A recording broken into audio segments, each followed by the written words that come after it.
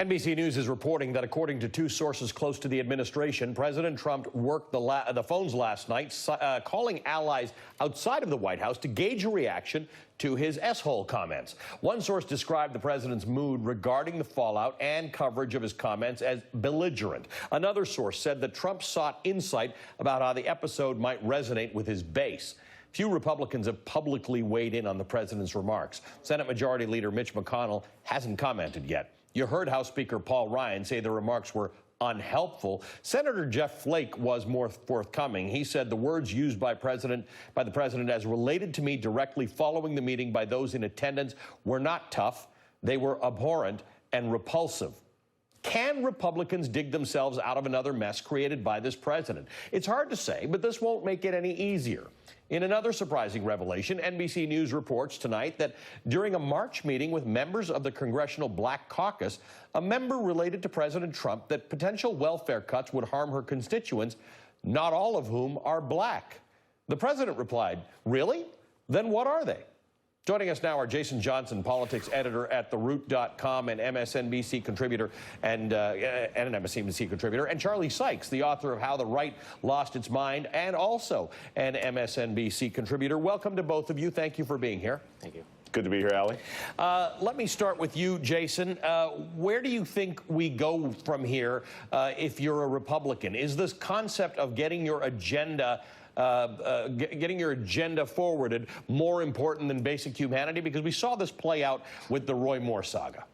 Well, yeah, look, Ali, it's really clear that most of the Republican Party is like, look, people who assault women, racists, terrorist sympathizers, and accused pedophiles, I can work with all those people as long as I can get a tax cut and stop the Affordable Care Act. So I think as far as most members of the Republican Party, we haven't really heard much from Mitch McConnell. Paul Ryan basically gave a very sort of flaccid, limp-wristed response where he said, I don't really care.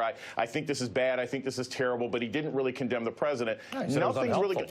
Yeah, exactly. Unhelpful. Nothing's really going to change with Republicans in Washington. But I will say this. Republicans I know, my former students who are Republicans, are saying this is embarrassing to them. And I think this becomes a problem in the midterm elections. Charlie, let's say the president has 35% support, if you look at various polls. Right. And let's say there's a 25% base that has nowhere else to go because they believe in UFOs and they believe that Barack Obama is a Kenyan-born Muslim, right? So there's 10% to play with in there. People who want lower taxes, perhaps, or smaller government, or good old conservative principles that are pretty mainstream. Does this move them? Well, you know, this is of course the calculation that we have been living with, and you know, and Donald Trump, when he's on the phone, you know, he's thinking, does this play with that hardcore always Trump base?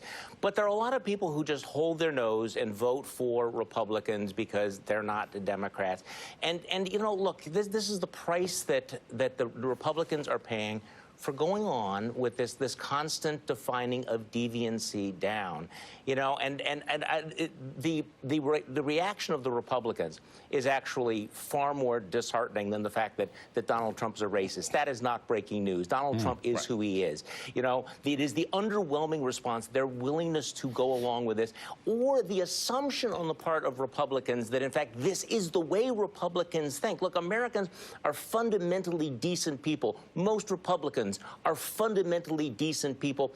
The problem with Donald Trump is that not only does he appeal to their worst instincts, that he actually continues to move that window of what is acceptable. And you think about, from the Republican point of view, this was the week that Donald Trump was supposed to convince everybody that he was the stable genius, right? Yep. And he ends the week talking about restricting, you know, immigration from shithole countries and paying off porn stars, and it's only the middle of January. No kidding. Let me ask you this, Jason. Jim Renacci, Republican from Ohio, mainstreamish Republican. I think he's an accountant by trade. I sometimes have trouble getting him to stick to the truth when he's on this show, but now he's running for Senate in Ohio, and he had this to say about the president. I've said all along, the president many times says what people are thinking. I learned as a business guy, you have to be careful what you say because people pick everything up. Judge the president after 4 years. Let's judge the president after what we've done. Let's not judge the president on what he says. 4 years, my head's going to explode. It's been a year, and as Charlie says, on a weekly basis, you get this basket, this cartload full of nonsense that you have to pull apart. Is that a fair analysis? Judge the president after 4 years, not on the basis of what he says on an ongoing basis? Well, as a former Ohio voter, I would definitely say no. We've already seen who this president is. And some of this, I think it's important. It's you know, Chuck D, base. How low can they go, right? Like, how low can Trump's base go to justify what he's doing? He doesn't have to defend this president in order to be successful in Ohio. Ohio is a reddish-purplish state. But I think the real issue here and the real challenge for Republicans and people who want to save this party in the future is to realize you don't have to work with this guy in order to be a good Republican. And to the degree that you continue to justify his behavior, you downgrade the entire party. Republicans are about to become non-existent in California out of this midterm. They're losing state-level races that they shouldn't lose because they refuse to get off the crack pipe that is the racism of this presidency and recognize that there are real policy things they can do that don't have to come at the expense of people of color. Charlie, what happens? Because it's really just not a good thing for the world if the Republican Party has to disappear from the scene. We like debate. We like the idea that there are going to be two sides to discussions, but the Republican Party may need to save itself before the midterm elections. They may, but the clock is running. You know, they've had numerous opportunities to draw the line, and they haven't done it. They've entered into this Faustian bargain with the president, you know, and you're seeing right now the price of that going up all of the time. You know, the price of, you know, selling your soul. You get a lot of things you want, right? But it turns out to be way more expensive.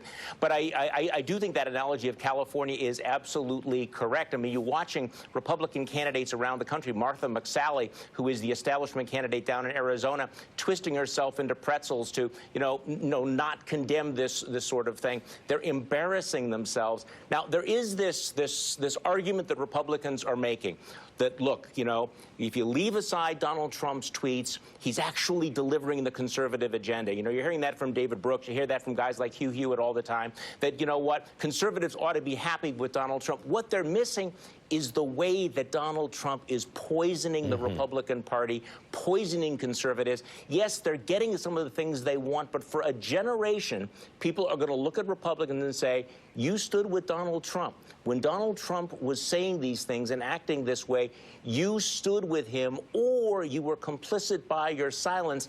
And there's not going to be much of a defense to that other than saying, well, yes, but we did cut corporate taxes, right? And doesn't that cover for these kinds of comments? Gents, good to see you. Thank you for both of you for joining me, Jason Johnson and Charlie Sykes. All right, coming up next.